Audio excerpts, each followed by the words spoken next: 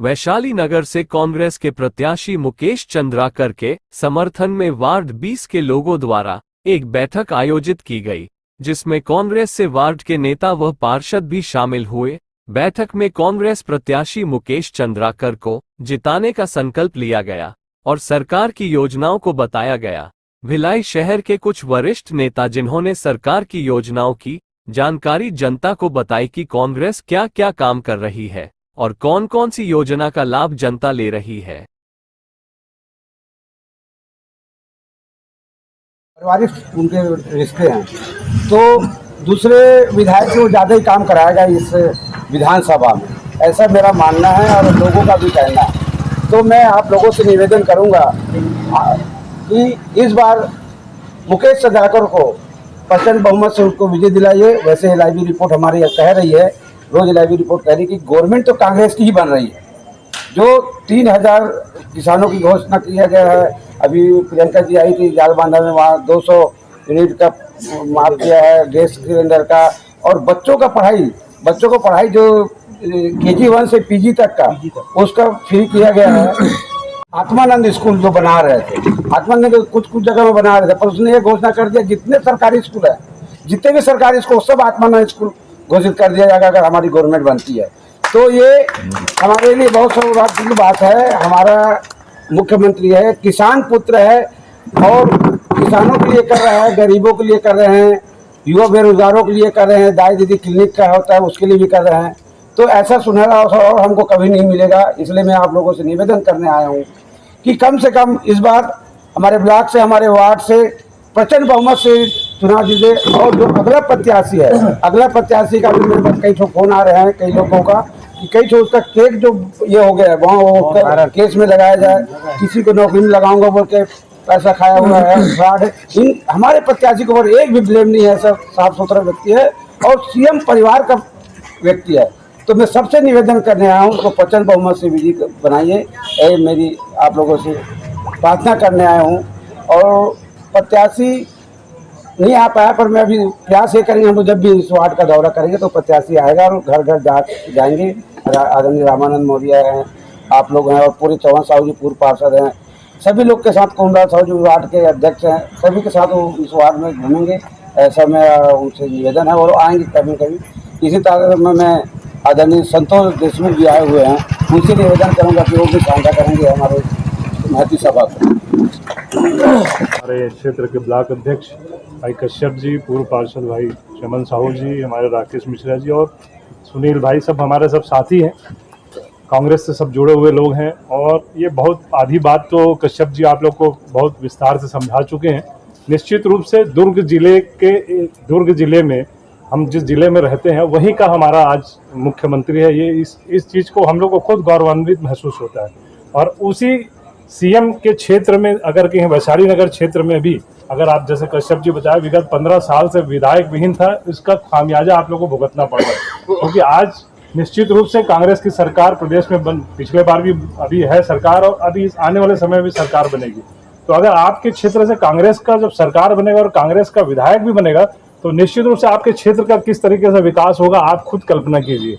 मैं खुद दुर्ग ग्रामीण विधानसभा में रहता हूं, आज वहां के जो विधायक है, मंत्री, आप उस क्षेत्र में जाके देखिए, गली गली में रोड, नाली, सीमेंटीकरण सारा चीज हो चुका है ना। अब जो होगा वो मान लो सब अतिरिक्त है। अगर इस बार भी आप लोग अगर कहीं इस क्षेत्र में अगर कांग्रेस के विधायक बनाते हैं तो वो स्थिति जो पाटन में और दुर्ग ग्रामीण में दिख रही है वो स्थिति वैशाली नगर में भी दिख रही है। ये मेरा ऐसा मानना है। तो आप लोगों से बस निवेदन है कि आप जो है कांग्रेस के प्रत्याशी भाई मुकेश चंद्राकर को भारी बहुमत से जिताएं और इसका परिणाम आपको दिखेगा। अगर सरकार हमारी तो बन रही है, निश्चित रूप से कांग्रेस की सरकार बनेगी और मुकेश चंद्राकर विधायक बनेंगे तो आपको इस क्षेत्र का विकास भी दिखेगा। बस यही निवेदन है कि कांग्रेस को विजय बनाएं। धन्यवाद। बंधुओं, ब्लॉक कांग्रेस कमेटी के अध्यक्ष कश्यप जी, पार्षद मौर्य जी, चमन राम साहू जी और हमारे सभी कांग्रेस के जिला कांग्रेस कमेटी के हमारे पदाधिकारीगण और कांग्रेस के साथीगण, आप सब लोग यहाँ हम लोगों को सुनने के लिए उपस्थित हुए हैं, उसके लिए मैं आप सभी का तहे दिल से पहले जिला कांग्रेस कमेटी की तरफ से शुक्रिया अदा करता हूं कि हम लोगों को बोलने का अवसर आप लोगों ने दिया और अपना कीमती समय निकाल करके आज कांग्रेस के हमारे जो प्रत्याशी हैं उनके बारे में चर्चा करने के लिए आपका अवसर दिया।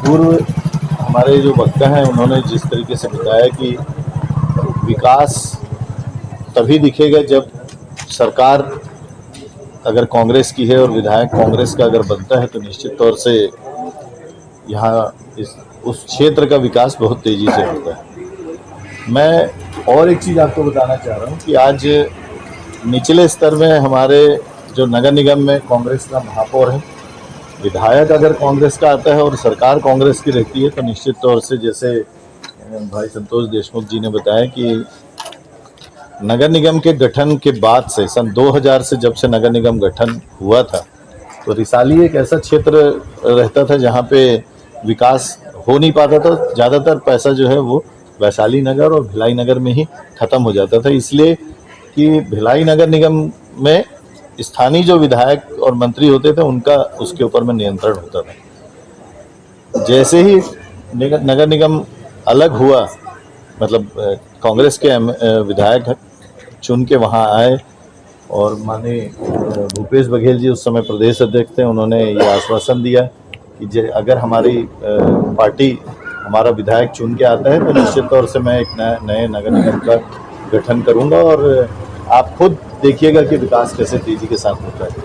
और आज हम लोगों को बड़ा गर्व महसूस होता है ये बताते हुए कि रिसाली में 40 वार्ड बन गए। जो वार्ड पहले 11 था वो 40 बन गए और 40 में करोड़ों रुपए का विकास काम, अरबों रुपए का विकास का काम वहाँ पे हुआ।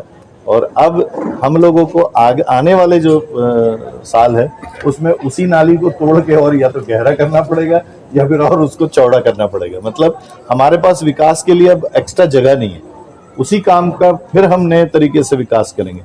तो मेरा ये मानना है कि भिलाई नगर निगम में ये एक वैशाली नगर एक ऐसा विधानसभा क्षेत्र है जहाँ सबसे ज़्यादा विकास होना है, क्योंकि यहाँ छोटी छोटी कॉलोनियाँ, छोटी छोटी बस्तियाँ वो बसी हुई है।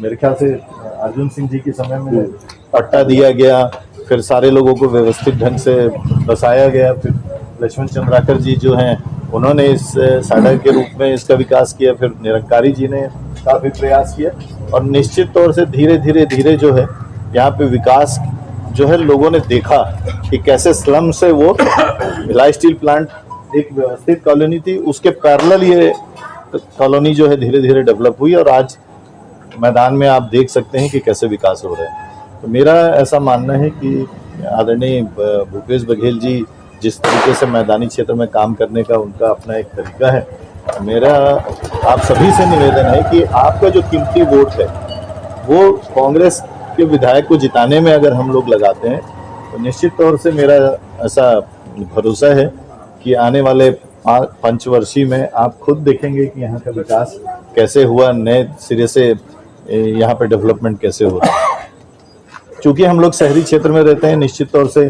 स्वास्थ्य, बिजली